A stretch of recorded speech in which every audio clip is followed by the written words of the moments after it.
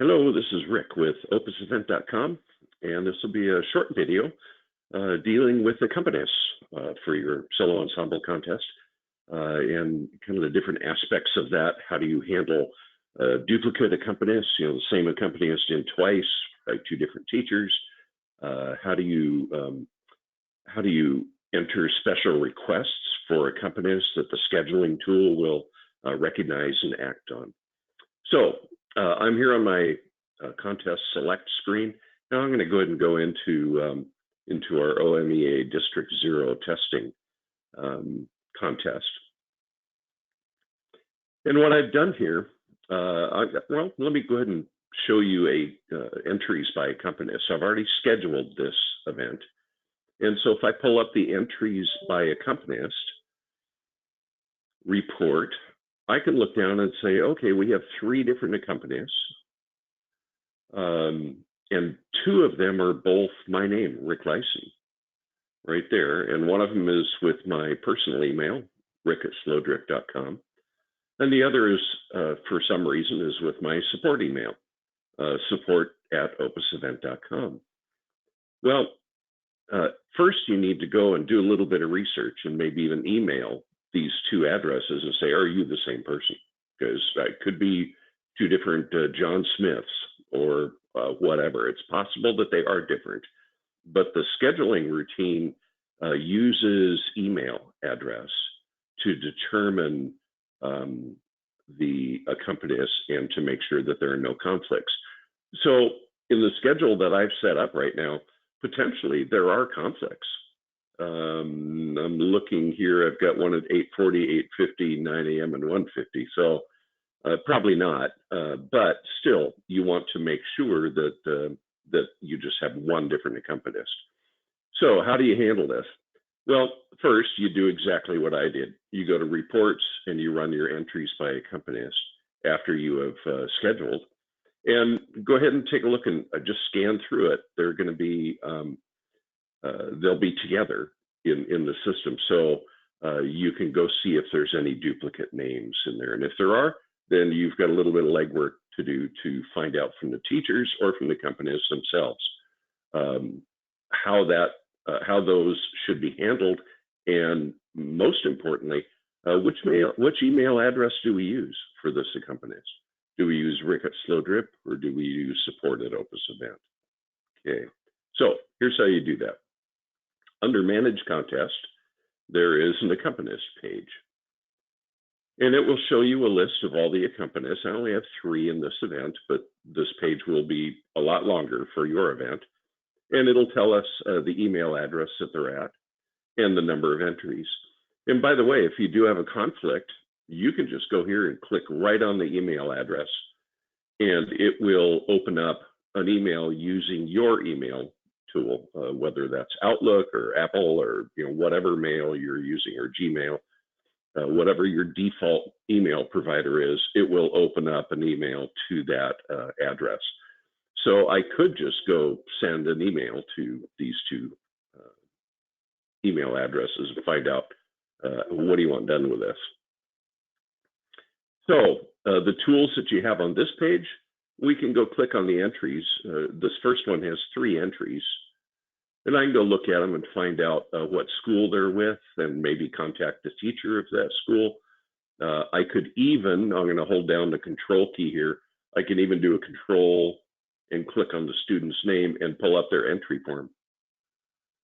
And here I can find out, who submitted this, who was the teacher, what day was it created.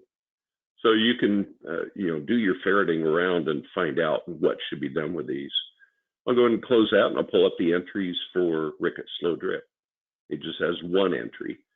So I find out that yes, this is the same person and we want to merge these 2 together. And you've already talked to the accompanist, Rick@slowdrip, and that accompanist says, yeah, I want to use the Rick@slowdrip address for my schedule, for all communication. I don't want to use this support@opusevent.com. And keep in mind, this could be a Gmail address, this could be a school address, whatever the teacher keyed in for that accompanist. So to merge them together, you can select 2 or more records. If there's 5 different RIC licenses with 5 different addresses, you can merge them all together. And all you have to do is select the multiple ones that you want to merge and click on Merge Selected. That'll pull up a screen that will list all of the ones that you checked along with their email address, support at OpusEvent, RIC at Snowdrip, and it'll ask you, well, which one do you want to keep? And you decide, well, I want to keep the RIC at Snowdrip. And then once you've selected that, you go ahead and click on Merge. And it's saying, great, I'm going to merge 3 entries from 2 Accompanists RIC at Snowdrip. And do you want to delete the source accompanist so it's never used again in this event? And yeah, I do want to do that. Click on yes. Now I'm down to 2 Accompanists, and now RIC is playing for all 4 of those entries. And you're done. It's as simple as that. I wanted to show you one more thing here on the Accompanists screen, and it deals with can you do special requests of times for Accompanists? And you certainly can on this screen. The trick is only the event manager can do this. So the teachers themselves do not have access to entering special requests for Accompanists. So if they have any, such as an accompanist has to only play in the morning because they're playing for another contest up the road in the afternoon. If you want to accommodate that, no problem. You just click on the accompanist name and you get an edit window, and you can change, like I'll change my last name so it's not all in caps. You could also change the email if both emails were wrong. And then preferences for the manager only. You can say that they want to start on day 1. This is a 1-day contest, so it's always day 1. And you can say they want to start at 8 a.m. and they want to end by 10 a.m. Sorry, a.m. Let me just click the. Looks like I got a little bit of work to do on that entry. Okay, and then you can go ahead and save.